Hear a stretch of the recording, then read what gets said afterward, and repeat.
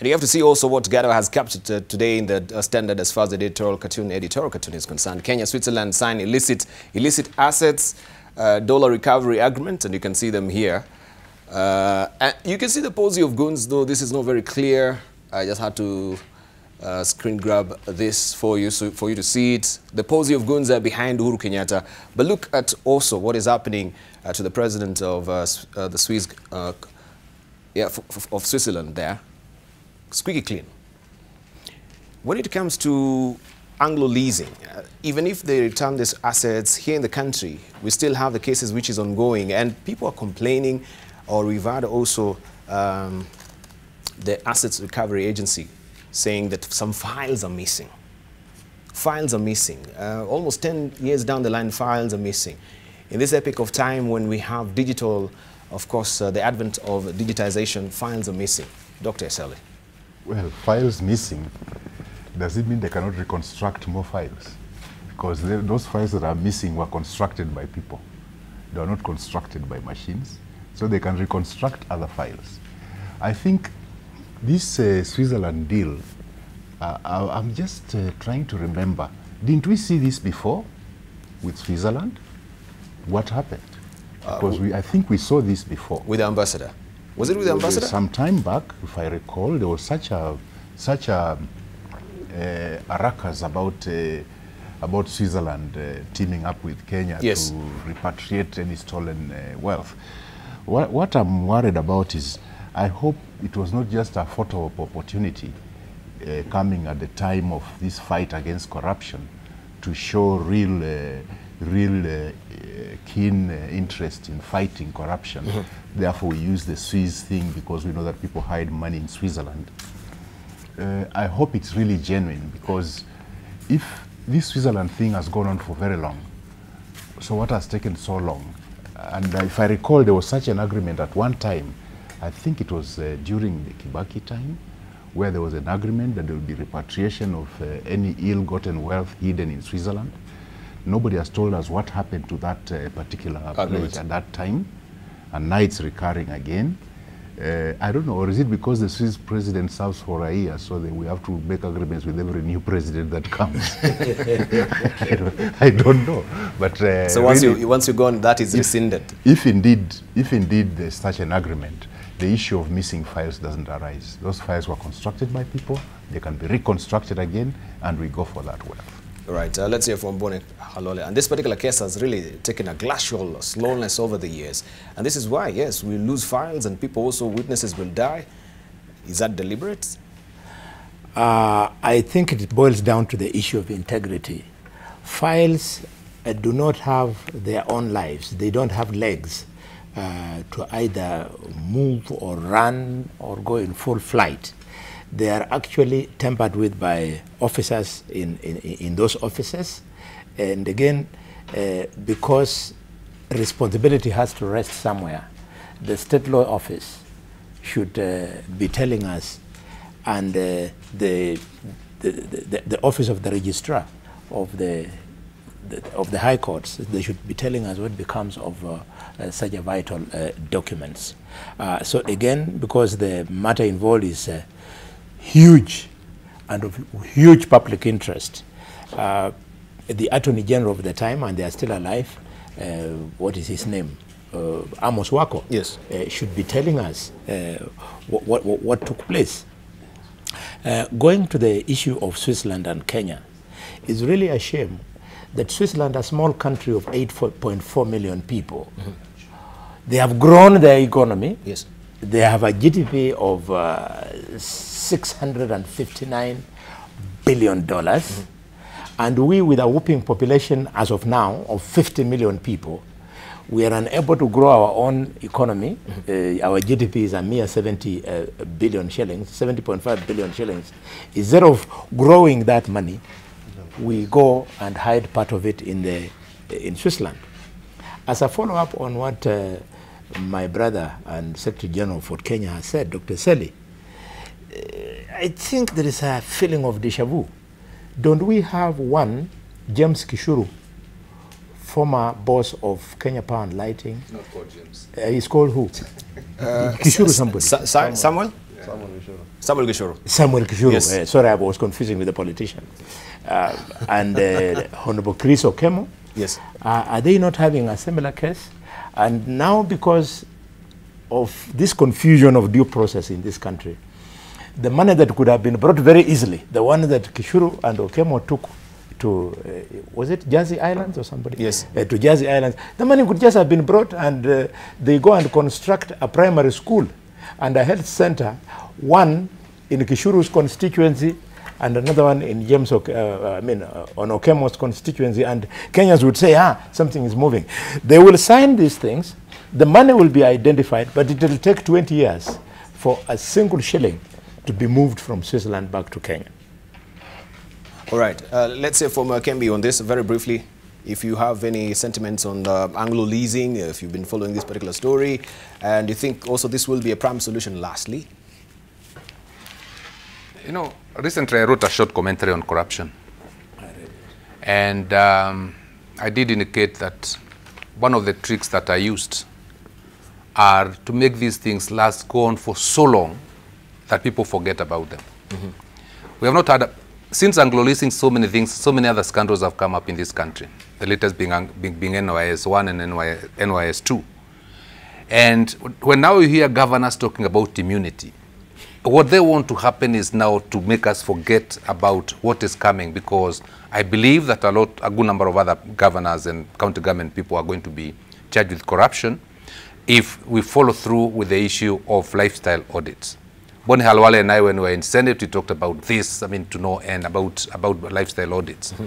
So it's a trick that is used to confuse and to muddle so that Kenyans forget about it. So come 2022, people are not even talking about corruption. They're now talking about how much they can collect from the candidates so that they can then promise to vote for them. Mm-hmm. So for me, Anglo-Leasing is still there, and Anglo-Leasing can still be pursued. And this thing about the government of Switzerland saying that we are going to have an agreement, or we have an agreement for the repatriation of the money that is stolen, yes, should be welcome. I think it is something that should be welcome. And we should wait on it and see how the government is planning to do it, because there is so much money out there. I don't know whether you've been following what's happening in Nigeria. Mm-hmm. Billions of dollars coming back stolen over the decades. And if that happens here, that money should be designated for specific purposes. Yes. Either to fight corruption, mm-hmm, because corruption is the biggest, in my view, the biggest cancer that this country is suffering from, so that we can move forward towards eliminating this vice, which is going to be, which has been with us and which is only continuing to destroy our country. And I think you did a very short thrift on this thing about governors getting immunity, the BAL. Yes. My view about it is that it just underlines what we have been saying, that the governors have become, in their own minds, very important. They have this sense of self-importance and also a sense of entitlement, you know. They now want to equate themselves to the president of the nation. They forget, when they talk about their only two governments, the national and the county, yes, I think it's a very big misconception, because their position is very well defined in the Constitution. Their roles are very well defined in these 47 counties. And the question that we must be now trying to get into is whether these counties are viable in the first instance. Mm-hmm. And the fact that you are seeing governors all over the country trying to create what they're calling economic blocks, yes, so they can maybe have a bank, a financial institution, so they can have economies of scale, tells you immediately that even they realize that the counties as currently set up may not be economically viable. And that's why they want a block. If you have a Western block, for instance, and then we have as one large block and a county with one governor, mm-hmm, and then we have minor governors in the existing counties, then we might start to see things happening, because we have the economies of scale, and we have people talking about larger sums of money for the counties as set up. And when I was thinking about it, and I saw this move by the governors to create economic blocks almost all over the country, in northeastern, in western, in central, in Mount Kenya East, it tells me clearly that, you know, that even they have started seeing that as currently constituted, they're not viable. They're not viable. So they're not viable. And I think this is the way to move. And I think it will be a very welcome thing in my view, so that when they talk about the country, when they talk about their importance, when they talk about, they're talking about representing people. Thank you. Thank you. Let's hear from Jacoyo briefly on that as well, a minute before we head over to the international news. Well, you know, there has never been political goodwill to do all these things like there is in Nigeria today. One thing which is lacking, and I want to ask the president, because he's the one leading the war on graft, to name the people who own these foreign accounts. You know, besides the fact that we need our wealth back, we also need to see heads roll. Some of these people even need to be tried in death. Like we know some people in Anglo-Leasing have died, but we want their wealth. We want what they stole from us. But you can't recover if you don't know the faces behind the theft. And that is what has been lacking because of political goodwill. Thank you. Now that we are here, I think we used to say nobody is taking charge. Now that Uhuru seems to be at least talking the language of fight against graft, let us go the full hog. Let us unearth the faces behind the wealth. Then we go after the wealth. Thank you. Yeah. Thank you. Isaac, briefly. I think Switzerland is a very interesting country. Very well organized, with a good public transport system, clean air, and you can tell prosperity is in the air. And if you just cross over to France, in places like Chamonix and other places, you can tell, even in Saleb, you can see the disorder. Well, that's what I can say. But Switzerland is predicated on stolen wealth. I mean, let's say the truth. I mean, let's not lie to each other here. Switzerland made it possible for African dictators and despots and thieves to put their money there. And the epitome of that corruption is typified by the Warwick Hotel at the center of Geneva, owned by one Mobutu Sese Seko.